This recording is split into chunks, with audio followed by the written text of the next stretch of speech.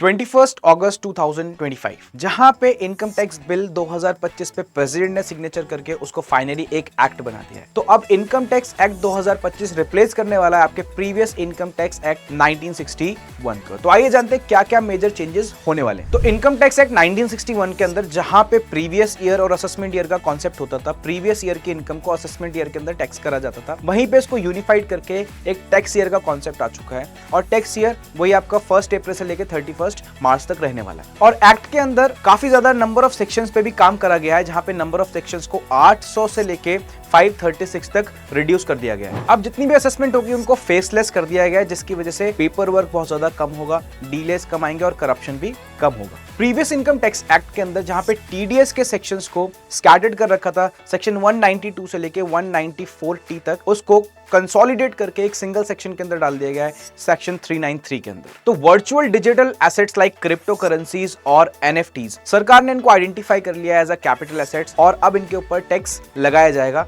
In the form of capital gain. और सबसे major changes हैं स्लैब रेट्स के अंदर, जहां पे आपको पता है 12 लाख तक इनकम पे टैक्स नहीं लगेगा और सिर्फ इसका रीजन है कि टैक्स जो रिबेट है वो 60,000 तक आप लोगों को मिलने वाला है। तो मैं एक बार स्क्रीन पे दिखा देता हूं आपको किस किस टाइप के स्लैब्स इस बार फॉलो होने वाले हैं अंडर न्यू रिजीम।